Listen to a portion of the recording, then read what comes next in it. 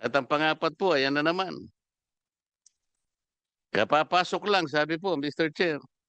Yari na, Marcoleta, nabigla sa mabigat na hatol sa kanya. Tanggal na siya sa Senado. Nagpapasalamat kami dahil dinimote ninyo kahit papano. Pero ang gusto namin talaga, mawala na.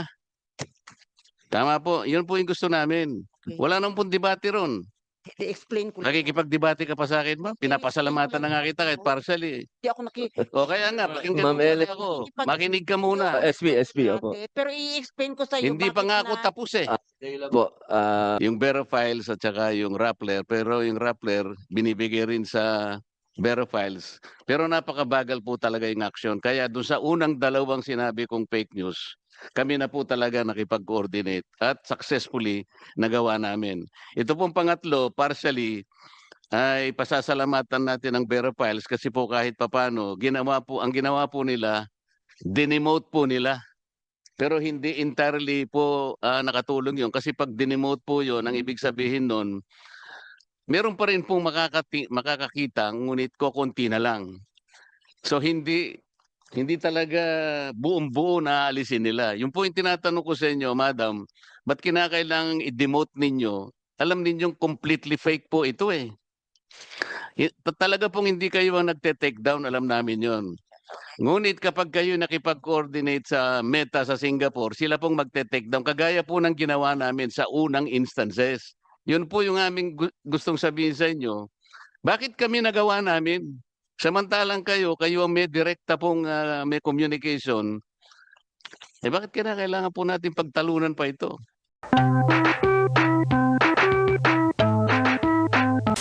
excuse me ma'am ha. Yung binabanggit ni Yusek Precious Hipolito. Pero sa mga susunod na araw pa siguro magkakaroon ng katuparan yan. Pero may binabanggit kayo mga fact checkers ngayon eh. Opo. Katulad ko po, Mr. Chair, napakarami pong mga fake news na iniugnay po sa akin. Ito pong isa, kapungka nito ay Orly Gutesa, break silence. Pinilit lang ako ni na Defensor at Marcoleta. Ito po yung isa, no? Pangalawa po ay, ito po napakaraming fake news ang lumabas. Ito po nakalagay pa po. Dear Rodante Marcoleta, sabi po niya, bakit pinag-iinitan mo ang tradisyon naming mga Katoliko? Ito po ay Noche Buena raw.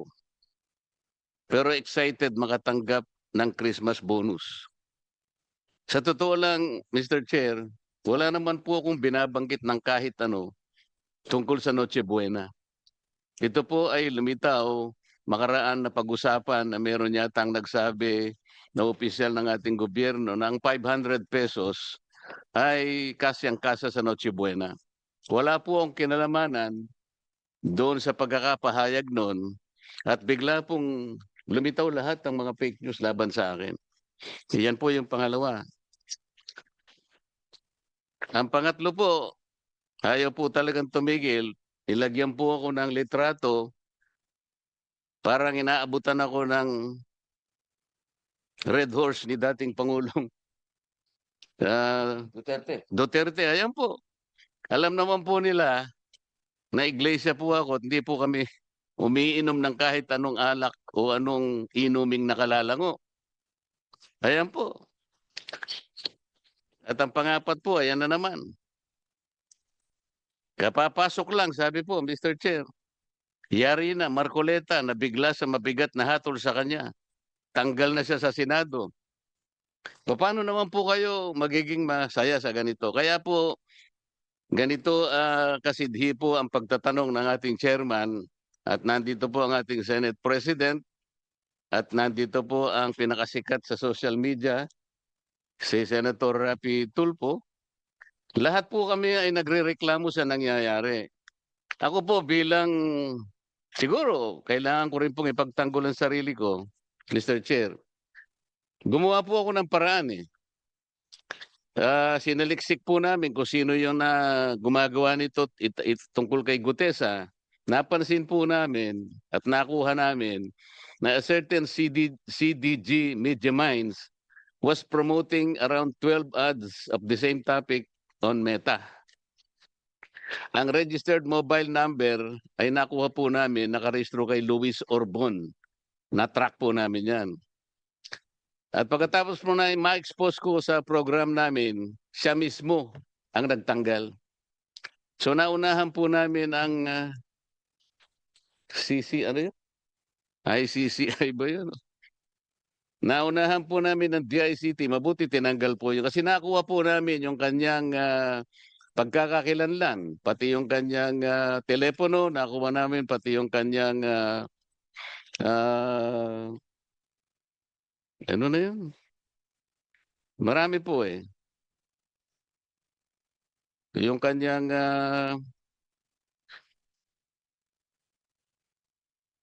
magkakakilanlan sa kanya. Yung Ginagamit sa Facebook. Yung email address po niya, pati website niya, nakuha po namin. Kaya siya na po ang nagtanggal. Pagkatapos, ito pong Noche Buena, ganun din po ang ginawa namin. At iniulat din po namin sa aming contact sa Singapore na baka sakaling, ito po, inalis niya rin. Ngunit, ginamit na recycle po para ganun ay makarating na naman sa ibang kaparaanan. Ang problema dito, Mr. Chair, kagaya po na binabanggit ni Yusek Precious kanina, bakit po yung mga fact checkers po na alam natin, ang fact checkers ng Meta ay Vera Piles at saka ang Rappler. Bakit po hindi nyo ma-take down kaagad? Ang ginawa lang po ninyo ay nilabel ninyo na misinformation. At pagkatapos, naging demote na lang. Para sa ganoon ay makita ng kukunting tao na lang. Bakit po ganoon? Paano kayo naging fact checkers? Alam naman po ninyong hindi totoo. Kaya tama po yung sinasuggest nyo, dapat objective yung mga fact checkers.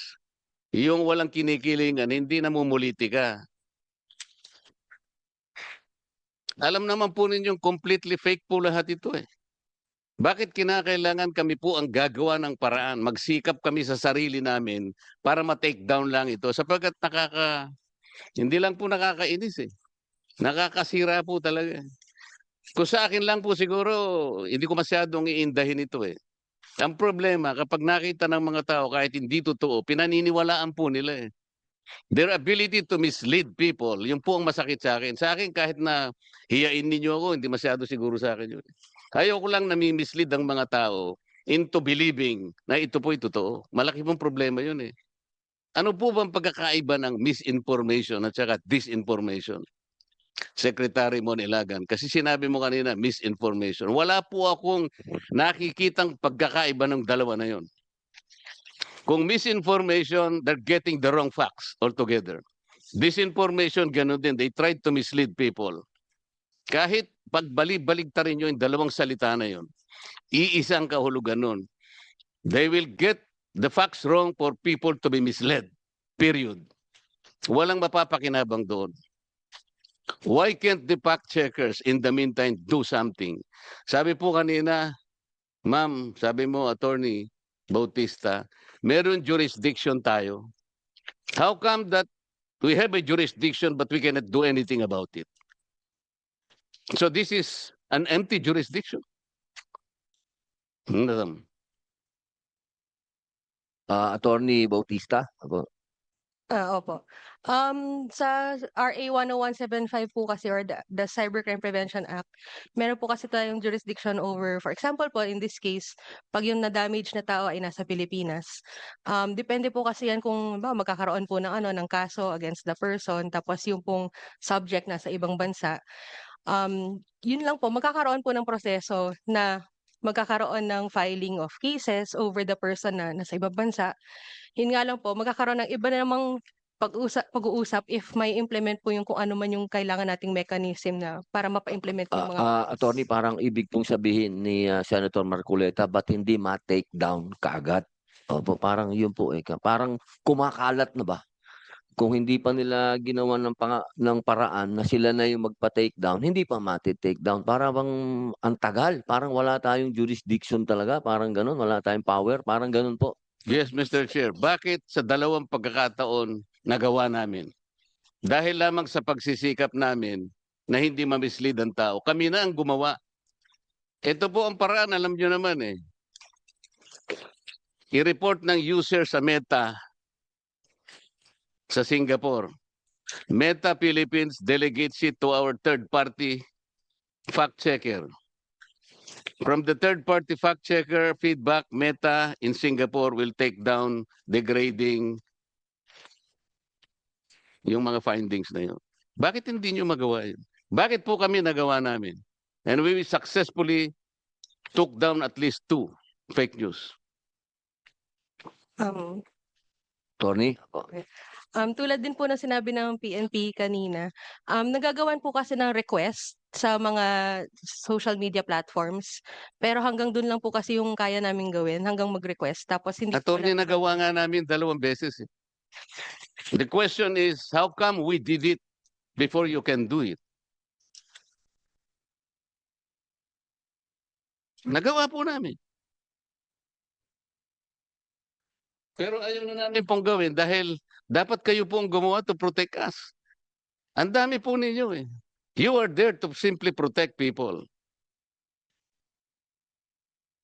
Mr. Chair, Senator Raffy Tulfo? the permission of Senator Marcoleta, pinag-usapan natin yung mga fact checker dito. Na first of all, I'd like to thank Rappler because there was one instance na I was a victim of fake news and then nagpalabas ang Rappler ng fact checking and napatunayan na fake ngayon. So ang tanong ko, wala bang agency sa ating gobyerno na tinitingnan yung mga fact checking group at kapag napatunayan na talagang fake, then motu proprio kayong gagawa ng paraan na para ipa-down yun, iti-take down yun. And then number 2, wala bang agency sa ating gobyerno ngayon na nag-check sa itong mga troll farms because itong usong-usong ngayon, itong troll farms, talamak na talamak to. Are we not doing anything about these troll farms? Salamat, Senator Marcoleta. Salamat, Senator, Mr. Chair. So, anybody would like to answer that? Unahin po natin yung ating mga fact checkers. Okay lang sa iyo, Senator Marcoleta? Opo, unahin po natin ang Vera Files. Magandang umaga po. Alam mo, maganda itong hearing kasi at least marami tayong mapaliwanag kung maraming points na ni-raise si Senator Marcoleta. So, isa-isahin natin. Isa kasi yung papel ng, ano ba yung fact-checking in the first place? Diba? Ang fact-checking kasi ay isa yan sa pagsusuri kung tama o mali yung isang post na lumalabas sa social media. Diba? So, ang trabaho ng dalawa ang official fact checker ng Facebook dito sa Pilipinas, yung Vera Files at saka yung Rappler. Pero ang trabaho ng fact checking ay lahat na gumagamit ng social media may dapat magiging fact checker, di ba? Hindi ka yung ano yan bawat isa can be a fact checker and should be a fact checker pag gumagamit ka ng social media. So, ang ginagawa sa ano kasi sa fact-checking arrangement na tama yung sinasabi ni Senator Marcoleta na ang fact-checking arrangement namin sa Meta, di ba? Kina-classify namin pag may na ano dito? Araw-araw kasi sinascour namin, tinitingnan namin lahat ng mga post sa social media, tsaka alamin namin kung alin doon ang pwede namin ma-fact check. Dami-dami talaga, hindi naman pwede namin kaya lahat. Kaya kailangan talaga bawat isa sa atin magtulungan at magpa-fact check, ganon. So paano namin kina-classify yung priority, di ba? Yung priority na kung anong unahin namin, ganon.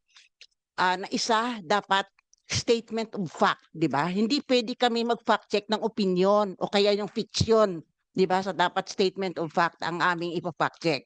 Number 2, dapat relevant. 'Di ba yung may kabubuluhan sa bayan, yung away ni Ellen Adarna at saka ni Derek Ramsey 'no, kung sino nagsasabi ng totoo hindi naman pakialaman 'yan, 'di ba? So ang pipiliin namin ay fact check yung may para sa amin yung relevant sa bayan, gano'n. Number Madam, 2 let's dapat Senator concentrate. Marcoleta, opo. Let's concentrate, Mr. Chair, on the 4 instances I have cited. Number 1, ito pong ginawa nila tungkol kay Orly Gutesa. Orly Gutesa is a witness in the Blue Ribbon Committee. He was the lone witness. He was the lone witness who connected the dots between Saldico and Martin Romualdez. Ngayon gumawa sila ng fake news. Orly Gutesa break silence. Pinilit lang ako ni Defensor at Marcoleta. So, ang ibig sabihin nito, gusto nilang palabasin na yung sworn statement na ginawa ni Gutesa before the Blue Ribbon Committee is a fake one. So, hindi ba importante sa inyo na i-fact check nyo ito o hindi? No, you have to answer me. Hindi importante ito. Advice ko lang po, refer niyo po lagi sa chairman. Opo, para po hindi po tayo masyadong uminit, baka umapoy. ginawa ni Senator Marcoleta, yung nagpo-fact, maganda yun. Yun talaga dapat gagawin ng bawat tao. Kaya dapat mas marami pa ang katulad ni Senator Marcoleta na siya na mismo ang nagpo-fact check. Trabaho kasi yan dapat talaga ng bawat gumagamit ng social media. Hindi ko na kailang, Mr. Chair, hindi ko na kailang i-fact check ito. Alam kong mali ito eh. So tama, sorry. Chairman. Tinatanong ko po kayo eh. So tama po yung So ginawa kami niyo. pa po ang gumawa ng Recommend. paraan.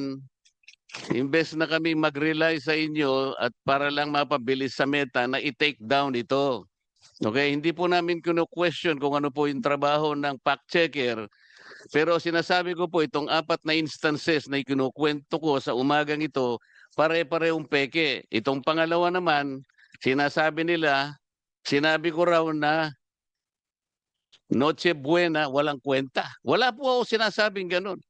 Ni Noche, wala po akong sinabi. Ni Buena, wala akong sinabi. Bakit po sila nagkalat ng ganito? Hindi po importante sa inyo to. Pangatlo po, ayan po, binaabutan po ako di umano ni dating Pangulong Duterte ng Red Horse.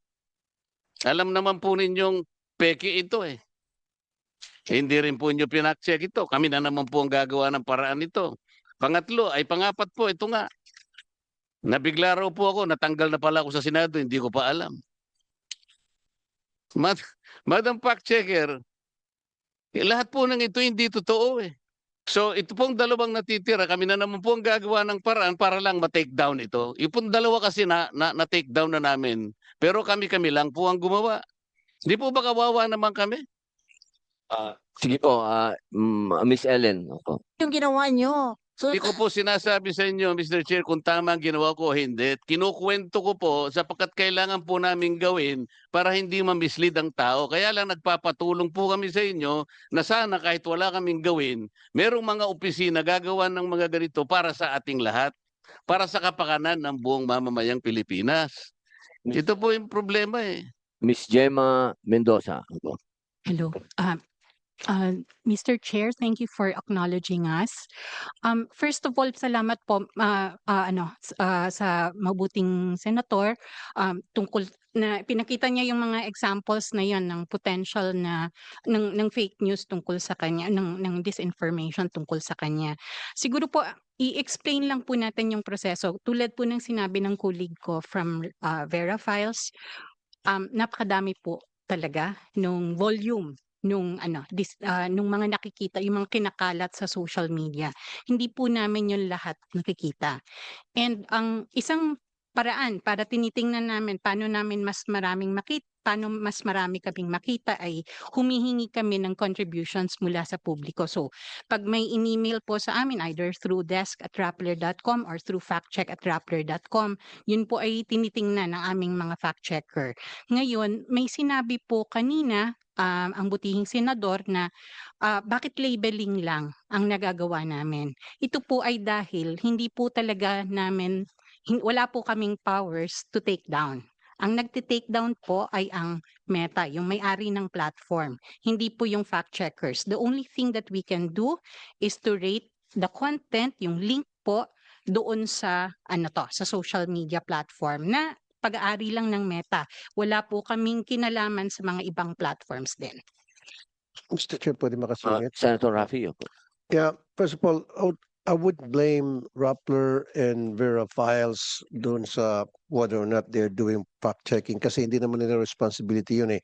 Ang responsibility talaga dapat, sabi kanina, motor proprio, dapat isang ahensya ng ating pamahalaan na magtingin doon sa mga lumalabas sa social media na whether ito ay totoo o hindi, at kapag hindi, then agad-agad kumilos, nandiyan naman yung PNP para maka-take down. And I would suggest, last thing, Mr. Chair, siguro total meron tayong national ID system na lahat ng mga magkaroon ng accounts sa social media, whether Facebook, TikTok,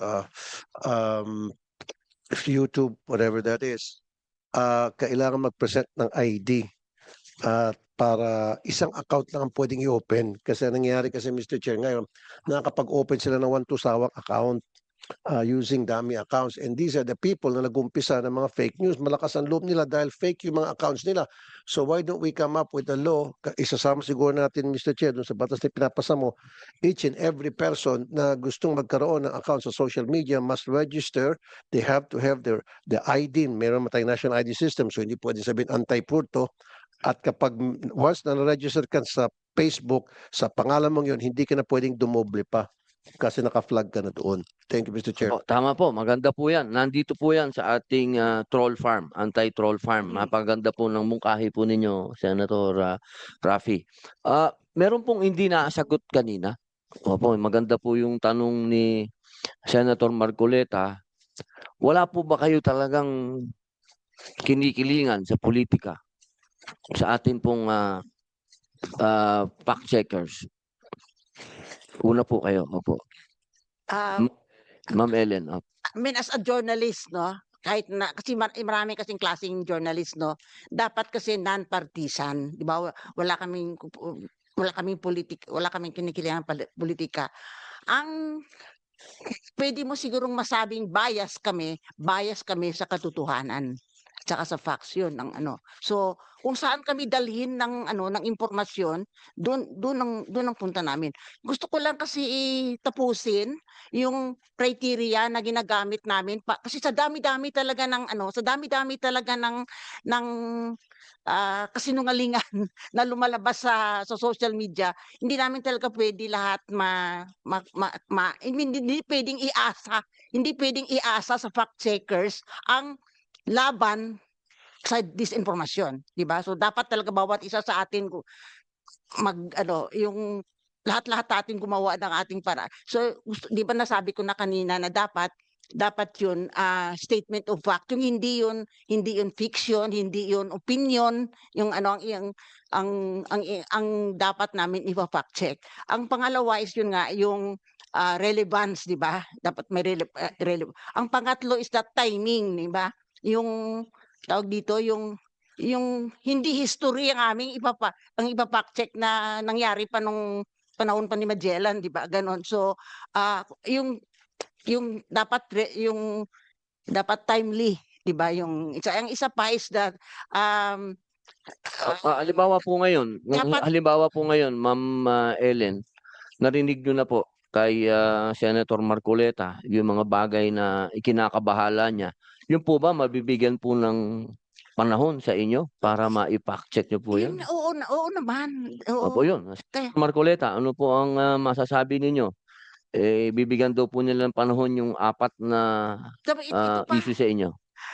Ito pa kasi. Isa pa kasi Salamat. kailangan yung nasabi namin feasibility. Dapat titingnan namin kung kaya namin yan ma-debunk, ano ba yung debunk sa Tagalog? Mapawalang saysay nyo po. Ano po yan? At least, no? Opo. At least within 24 hours. Kasi ang purpose kasi ng fact-checking is to stop the spread of falsehood para mahinto yung pagkalat. Kasi kung marami namang pwede naman kasi mag-investigative journalism ka na pwede kang abutin ng 1 buwan, di ba ganon? Pero sa fact-checking kasi, kailangan ang purpose mo kasi doon para mahinto yung pagkalat kasi sa... Yun nga po ang gusto po ni Senator Marcoleta. Yung virality kasi, importante kasi yung in a few seconds, nagba-viral yan eh. So, importante, ma-stop mo. So, kung hindi namin yan yung kung feeling namin kailangan pa maraming ano 'yun, mas marami pa kaming kailangan para ma-debunk 'yun, gano'n. Ipapasa namin 'yun sa team na puwede siguro mag-investigative journalism, gano'n. So, ayun ang mga Opo. Hindi, criteria. katulad po ngayon, ma'am, nasabi na po sa inyo ng harapan na sinasabi niya fake news 'yon. Puwede po ba niyong i-debunk Titingnan 'yan? namin kung mag-fall doon sa criteria. Tapos ito pa, hindi kami nagte-take down, 'di ba, nasabi kanina ni Gemma, kami ay nagka-classify, false, fake, misleading, mga gano'n. So, isasubmit namin 'yan sa Facebook.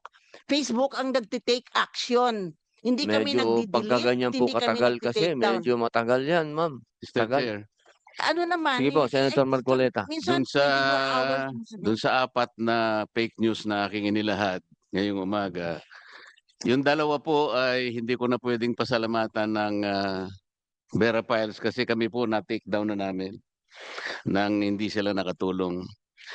Ah, pero kailangan pong malaman po ninyong lahat na bago po namin nagawa yon, ini-email po namin kasi yung Vera Files at saka yung Rappler. Pero yung Rappler, binibigay rin sa Vera Files. Pero napakabagal po talaga yung action. Kaya doon sa unang dalawang sinabi kong fake news, kami na po talaga nakipag-coordinate at successfully nagawa namin. Ito pong pangatlo, partially, ay pasasalamatan natin ang Vera Files kasi po kahit papano, ang ginawa po nila, dinemote po nila.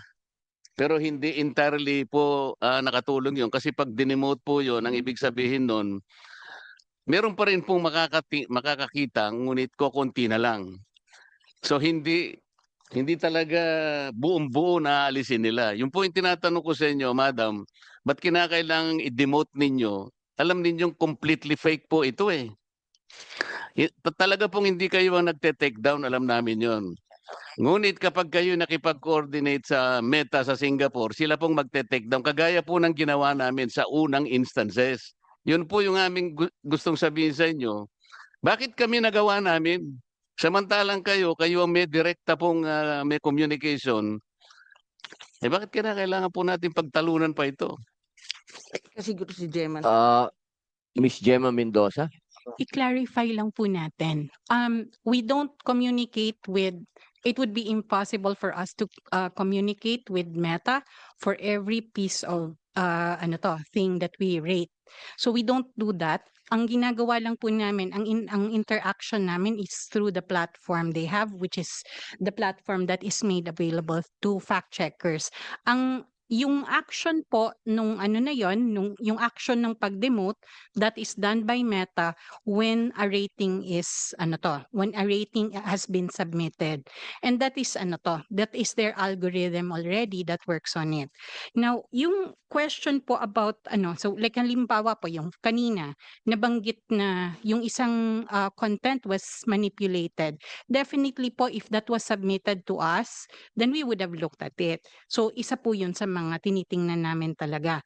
Ngayon, hindi po talaga lahat nagagawa kasi kaunti lang po talaga kami at hindi naman po yun lahat matitingnan ng mga fact check. Mr. Chair, ako po naniniwalang hindi po nyo kaya lahat tingnan. Pero yung mga bagay na nire-repair po namin sa inyo through email, dapat tingnan naman po ninyo. Hindi namin gagawin yun ng ganun-ganun lang. Kaya namin kinakasangkapan kayo at gusto namin tulungan nyo kami dahil mali nga po itong ginagawa nila. So, we are not asking you to look at every fake news in the entire universe. Ang sinasabi namin, pag kami nakipag-communicate sa inyo through email, pansinin nyo naman kami. Pero itong naunang ang ginawa namin, ang tagal-tagal, kaya nga po kami na po ang gumawa ng paraan. Ayaw ko na pong ulit-ulitin ito. Itong pangatlo, kaya sabi ko po sa inyo ma'am, partially, nagpapasalamat kami dahil dinemote ninyo kahit papano. Pero ang gusto namin talaga, mawala na. Tama po, yun po yung gusto namin. Wala nang pong debate ron. I-explain ko lang. Nakikipagdebate ka pa sa akin, ma'am. Pinapasalamatan na nga kita kahit partially. Hindi ako O kaya nga, pakinggan Ma'am mo muna Ellen. ako. Makinig ka muna. SB, opo. Pero i-explain ko sa iyo Hindi pa nga ako tapos eh. Po, Senator, sandali lang po. May Sige. sinasabi po si SP. Sige, baka konektado naman kasi sa sinasabi ni Senator Marcoleta to. So if you don't mind, Mr. Chairman, at Senator Dante does not mind, yun yung negative side na pinag-uusapan natin sa mga fact-checking ninyo. Dapat pina-fact check nyo rin naman yung positive. Hindi po ba? Like for example, may isang senador nagyayabang 300 daw ang pinasa niyang batas. Hindi naman totoo. Hindi nyo sina-fact check yun? Yung mga ganon. I'm just giving an example. Di ba dapat i-fact check nyo rin yung hindi totoo? Yung bola. Di ba? Hindi pwedeng yung puro negative lang ang chinecheck. Check nyo rin yung bola. For example, ito si ganito raw, naku, nanalo siya ng award, ganito, gold medal sa ganito. Hindi naman. Di ba? Dapat meron ding fact-checking yun. Anyway, nabanggit ko yun. Yun yung negative side. Yun yung positive naman. Na mali.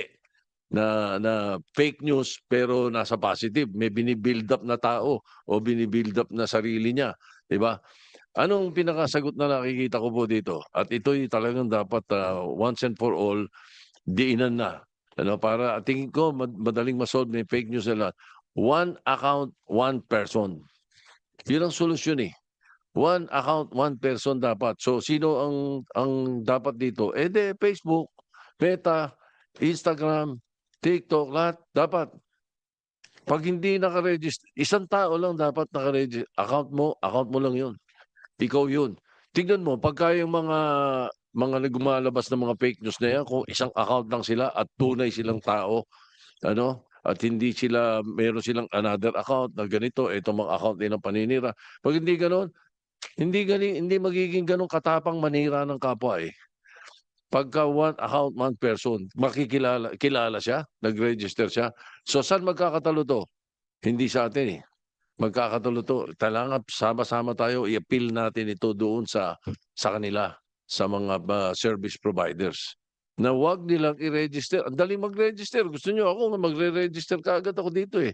One de la pot-pot ang pangalan ko, tatangkapin eh. Di ba? Yun ang pinaka-problema eh. So I think tingin ko doon tayo magsama-sama lahat ng mga involved sa internet. Di na natin yun. One account, one person. Dapat ganun. Thank you. Tama po, SP. Pati yung mga account na comment ng comment tapos naka-lock profile. Hindi rin tama yun. Salita ka ng salita tapos hindi ka naman pwedeng sagutin. Yun mga bagay po na yan ang mga dapat natin pong ihakbang dito. Senator Marcoleta. Opo. Mr. Chair, tama po ba ito na 16 million po ang naka-earmark sa PCO under its 2026 budget to combat fake news? Yusek Ilagan. Opo. Alam nyo, 60 million daw po. Alam nyo, kaibigan ko kasi si Mon. Sige po.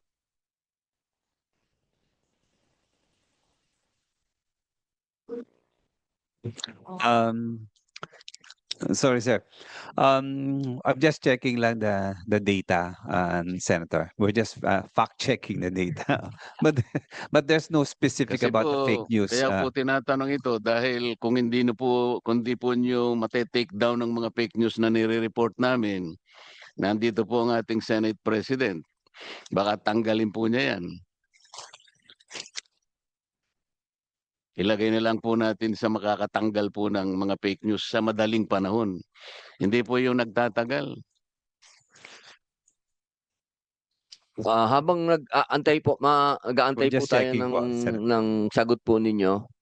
Baka po merong gustong idagdag yung mga fact checkers po natin sa punto po kanina tungkol sa political alliance. So wala pong political alliance sa inyo. Wala po. And we regularly disclose the list of fact checks that we do every year. So the other thing po na note ko lang po dito is pag may link po na sinubmit, so baka lang po I was checking our email, baka lang po sir walang na-submit na link and that was probably the reason why it was not fact checked. Tapos baka po pwedeng sa next na meeting may meta dito. Opo. Mr. Chair, siguro, sabi niyo po kasi kanina hindi lahat na-fact check ninyo. So, is it a problem of competence or your ability to fact check all things that go to the internet? Kasi kung talagang imposible naman yon, so what is a fact checker for? Kung hindi nyo naman talaga mapafact check lahat. Kagaya ng nangyayari po ngayon. Ano po yung limitations ninyo, if there are limitations? Yung fact checking po, tulad po ng sinabi ng aking colleague, is that it's an exercise that we started doing because there's posting online. There are people posting online. And siguro ilang million po nung mga Pinoy ang nagpo-post online on a given day. So yung ganong volume po talaga, hindi po talaga kaya yon ng nung isang small organization na tulad namin. But what does Facebook do with yung yung mga sinasubmit namin? Supposedly they're using their algorithms to look for similar content similar to the ones we have already rated. But I cannot speak po, Mr. Chair, for Facebook. Meta needs to speak for itself because hindi po kami yung hindi po kami yung platform. We're only fact-checking what we see and what we can reasonably fact-check. Mr. Chair, we were informed that Veraphiles and Rapplers are the ones employed by Meta to be the fact checkers. That is true, Mr. Chair. So We you have an admitted- arrangement. You admitted the obligation for Meta to fact check. We do not have, Mr. Chair, the obligation to fact check all content on Facebook. That is impossible, and we don't even Kaya nga see all tinatanong ko content. po sa inyo, what is your limitation kung meron? Kasi sabi nyo, you are a fact checker. Mm-mm. So, kung hindi nyo lahat mapa-fact check, ano po yung limitations para malaman namin? The limitation is volume, as I mentioned po, Mr. Chair, and that's the reason po why, as my colleague was pointing out, So lahat po we talaga. probably fall on the limited area of your fact-checking responsibility. Kagaya nito, 4 lang po yung sinasabi ko, pero hindi pa na fact-check on time. And it needed us to do it all alone by ourselves para lang po maproteksyonan kami. Mr. Chair, when I just checked my inbox and I was looking for the link to those posts. I don't see links to those posts when I checked my inbox. It's possible na hindi po namin siya nakita. So, if the good senator would send us the links to those posts, we will have a look at them.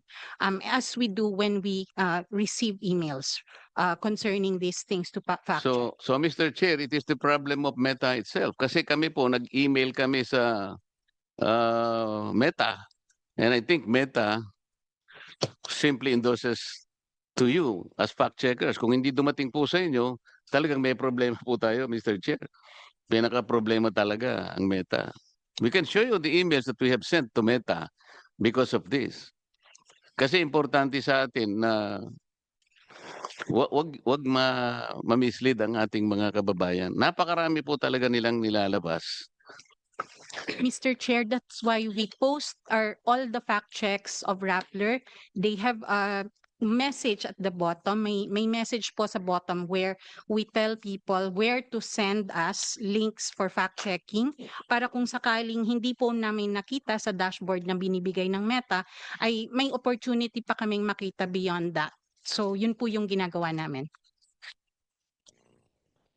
The fact checkers are limited in the sense that they cannot totally fact check anything that goes into the internet. We are in this situation at present. So magtatagal po bago natin ma-address lahat ang problema na may kinalaman sa fake news. Sa ngayon wala po tayong magagawa. Is that the state of affairs now? With respect, Mr. Chair, this is why we are here in the hearing today. Our suggestion, in fact, and one particular action point po kasi na kailangan mangyari. Kasi before po, there used to be more access to data in the platforms. Sa ngayon po, over the past years, that access has been reduced. So we have difficulty seeing like actually searching for content already that is similar to things we see. We have already fact checked. So isa po sa mga sinasuggest nga namin yung transparency, the platforms need to be compelled to share data that will make it possible for third parties, hindi lang po yung mga fact checkers, but also other third parties to audit what is being amplified within these platforms. We don't see everything. So, Mr. Chair, while we are talking, what happens now with the fourth fake news? Naunahan po si Senate President. Ang sabi po nitong pang-apat na fake news, Yarina Marcoleta na bigla sa mabigat na hatol sa kanya, tanggal na sa Senado. Hindi pa po alam ng Senate President ito eh. Siguro What are we going to do with this fourth fake news? hihingin na po Harap kayo natin. lahat. If the senator will Sandali na send po. the link, Hihingin na po natin ang statement po ng ating SP para maisulat nyo na po. Totoo po bang wala na sa Senado? Hindi po, buhay na buhay. Narito, kasama po namin. Yan po, galing na po sa bibig ng ating Senate President. Sana po sa lahat po ng may social media, sana po mapakalat na po na hindi po totoo yan at isang fake news yan. Opo. Hingin ko lang po sa lahat na total na sagot na po at malinaw na hindi kayang i-take down kaagad. Medyo yaan po ang pagbibigay natin ng tuunan ng pansin ngayon. Ngayon po, hingin na po natin ang bawat position paper. TO.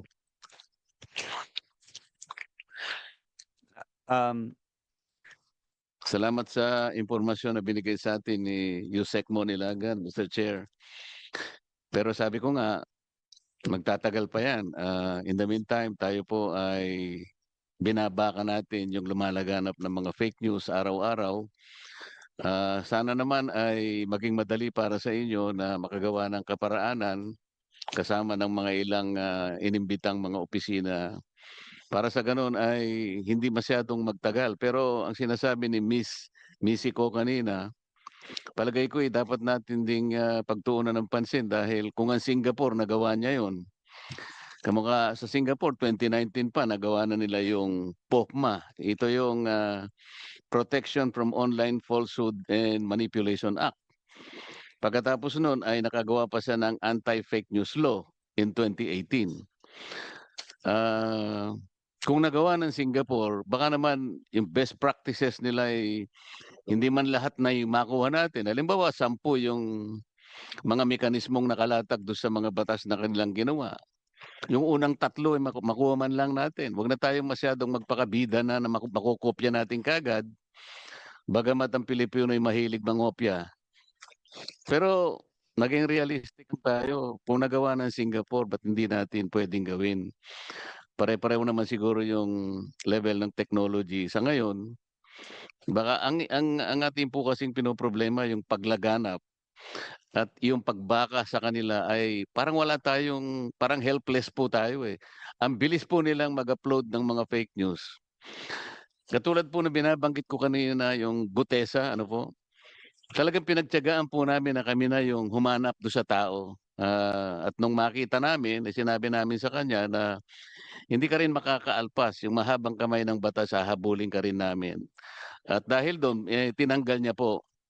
Alam po ninyo, pag nakikita nyo, pag tingnan po niya yung account niya, mapapansin nyo, troll po ang ginamit niya kasi puro Vietnamese at mga Arabo po yung yung nandoon eh. Nag-share. Nag-share po lahat, puro Arabic at saka Vietnamese. Sana, kukunti po yung Pilipino eh. Kaya po yung mga fact checker natin, kung madali, ang dali naman po checkin yun eh. Hindi ko naman po sinasabing lahat po checkin ninyo. Pero kung kayo po ay tumanggap naman ng responsibilidad na maging fact checker kayo, hindi naman po namin hinahangad na lahat po ay ma-fact check ninyo. Ngunit, kahit na po siguro yung mga unang nakipag-communicate sa inyo sa pamagitan ng email, sana po unahin din ninyo sapagkat kaya naman kami nakikipag-coordinate. Gusto po naming makatulong din sa ikasusog po ng lumalaganap na fake news na nakakapag-mislead po sa ating mga kababayan. Importante po na hindi ma-mislead ang ating mga kababayan kahit sa anong paraan. Sige po, Senator Marcoleta. Mr. Chair, kailan po kaya magkakaroon ng katuparan ito, Yusek Ilagan? Kasi tingnan po ninyo, 55% ng ating mamamayan po ay naniniwala that the problem of fake news on the internet and social media such as Facebook, Right. sa Twitter at saka YouTube was serious. 55% po yan. 62% thought that fake news in traditional media, television, radio, and newspapers was serious. 65% find it difficult to determine if news or piece of information they had watched, heard, or read on TV, radio, and social media was fake or wrong. 55% claimed that they frequently saw or encountered fake news in both traditional and social media. So, Mr. Chair, how can we really protect 65% of our kababayan from being purveyors of fake news? 65% po ito. Hindi po niya kaagad makilala o malaman kung peke o hindi. Ito po yung sinasabi natin na nami-mislead po talaga. Hindi lang po sana mo kung 10% lang o 5%. Hindi po natin sinasabi na kung 5% medyo safe na tayo. Pero ito po 65% po eh. Hindi niya ma-distinguish kaagad. Talagang magagaling din po talaga yung nagpapakalat ng fake news. Kaya ang tanong po palagi, kailan po kaya magkakaroon ng katuparan? Dahil kahit ngayon pong nag-uusap tayo, kumakalat pa rin po ang fake news, Mr. Chair. Napakagandang mungkahi po. Meron lang po akong suggestion kasi kung aantayin po natin yung batas, matagal pa po ito. Hindi po kaya pwede i-request sa ating Pangulo na gumawa na lang siya ng executive order para dyan sa council na yan? That's a good suggestion, Mr. Chair. So, ang ating po naman talagang Pangulo is really very serious. Ano? In fact, gusto niya mga mechanisms po talaga na magawa para labanan ng fake news. And also, I believe... Teka muna, Yusek, bago mo sagutin niya sa pangalan ng Pangulo, baka mapagalitan ka niya, no? Meron po kasi tayong mga legal framework ngayon. Ang tanong po siguro ganito, no? At present kasi, Mr. Chair, paano natin ini-implement yung existing mechanism natin on fake news? Meron po tayong Republic Act 10951. In particular, Article 154 of the unlawful use of means of publication and unlawful utterances. Yung Article 355 o libel by means of writing or similar means. Yung Republic Act 10175 or Cybercrime Prevention Act of 2012. Meron pong section dyan na sinasabi on cyber libel and computer identity theft. At meron po tayong Republic Act 10173. Ito po yung Data Privacy Act of 2012. Lahat po ng ito nagpe-penalize ng unauthorized processing or disclosure of personal data. In 2020, meron pa tayong 11469 or Bayanihan to Heal as one act, included a provision penalizing creation and spreading of fake news about COVID-19. Ang tanong po kasi, Mr. Chair, paano tayo mag-guide? Ano po ba yung missing? Ano pa yung wala dito sa binanggit nating mga existing na batas, mekanismo at regulation para ngayon ay maging effective na ma-address po natin ang paglaganap ng fake news? Dapat yung missing link makuha na po natin. Meron na po tayo eh. Kaya lang, nandyan pa rin po eh. Sa ngayon, hindi po natin mapagbabatayan ng Meta sapagkat kahit may jurisdiction tayo, sabi ng DOJ, parang tali ang kamay natin. So kailangan natin siguro pagsikapan sa magitan ng batas nating nandito ngayon. Hanapin na lang natin, ano ba yung kakulangan pa nitong existidong batas na ito? Na pagsama-samahan po nating hanapin, i-connect natin. At kung kinakailangan ng executive order na gusto mong request sa ating Pangulo, bago yon sana tingnan muna natin ano yung missing link dito, Mr. Chair. Sabi kanina ng Director Navarro, kailangan siguro yung parameters eh. Sa ngayon kasi hindi natin alam, pagkakaalam ko yung user palagi niyang binuview isang bagay na ito, yung algorithm palagi siyang doon umiikot, di ba? So, paano mo makokontrol talaga yung algorithm kung yung user naman ang nagdi-determine kung ano-ano yung gusto niyang panoorin? Halimbawa, merong isa diyan na palaging gusto niyang pinapanood yung mukbang, yung kumakain ng kung ano-ano, damo at saka mga hilaw na vegetables. So yung algorithm, pag binuksan niya yung cellphone niya gano'n, puro kumakain ng hilaw na mangga at saka kung ano, nandun. Paano natin papalitan yung mga parameters? Halimbawa, sabi ni Director Navarro, kung ayaw nating umikot doon sa algorithm, palitan natin ang parameters. Halimbawa, when we talk about fake news, pag nakita nating fake news yun, di ba natin dapat tanggalin yung mga parameters na related doon para sa ganun, makabawas-bawas man lang tayo sa paglaganap ng fake news. Paano bang gagawin natin? Kasi tama naman po yung sinasabi ninyo, hindi natin mabalanse ngayon. Paano natin gagawin ng government control, balancing it with free speech? Yun, trabaho ni Yusek Ilagan yun. Nasa government siya, gusto niyang balansein, pero meron namang gusto na ilitaw yung sarili niyang opinion. And kung gagamit po ng algorithm, ito po yung problema ko eh. Can we really control yung algorithm? Kasi kung makokontrol po na yan, ako rin gusto ko pong makontrol ang algorithm. Kasi po yung isang example na gumagamit ng algorithm kung bakit tumataas ang kuryente natin, yung WESM, yung Wholesale Electricity Spot Market. Kung minsan po hindi nila may paliwanag, umaabot sa 17 pesos per kilowatt hour. Hindi po yun ang motibo ng batas eh. Ang motibo ng batas, yung EPIRA, kaya naglagay po tayo ng spot market is to rationalize demand at saka yung production. Pero ang nangyayari po ngayon, pagka tinawagan mo ang Energy Regulatory Commission, wala po, yan po yung algorithm, sabi niya. TikTok, does TikTok employ third-party fact-checkers like Meta does?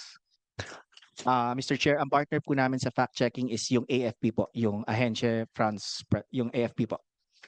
So only one? Opo. The reason why I'm asking this, Mr. Chair, unlike TikTok, Meta has collaborated with independent third-party fact-checkers, which were certified by International Fact-Checking Network, IFCN. IFCN certified organizations include Verifiles, Press One, Agence France Presse, kagaya na sinabi mo, Rappler, Minda News, and ABS-CBN. Ito yung problema, Mr. Chair. Yung iba kasing mga fact-checkers, mga napopoliticize eh. Kamukha ng ABS-CBN, palagi na lang akong binabanatan yan dahil sa nangyari sa hindi pagkaka-renew ng kanilang franchise back in 2020. Hanggang ngayon, hindi pa rin sila makamove on. So kung, I'm sorry, Yusek Ilagan, alam kong malaki rin ang kaugnayan mo sa ABS-CBN, but that's what the 18th Congress judgment was. On account of several violations na hanggang ngayon ayaw nilang aminin. But so, kung meron kayong fact checker na hindi naman siya talagang magiging neutral and it cannot be as objective as it wants to be. Ito yung nagiging problema natin, Mr. Sana po yung mga fact checker sana ay maging impartial, maging objective to the to the kind of obligation that they have uh, professed to undertake. Tama-tama naman yung sinabi ni Ms. Mendoza, Mr. Chair. Although nakakalungkot, ay hindi pa talaga natin magagawa ang ilan sa mga bagay na binanggit niya. Pero totoo lahat, dapat ganun ang gawin natin. But as we speak, talagang ideally, hindi pa rin natin magagawa. So sa ngayon, ay aminin man natin at hindi, talagang nandyan pa rin ang mga fake news. At sana madaliin nga natin, sa dami nating nag-uusap ngayon, kung magawa nating mapadali, halimbawa, in 2 weeks time, medyo nakapag-take down tayo ng mas marami-rami, Mr. Chair.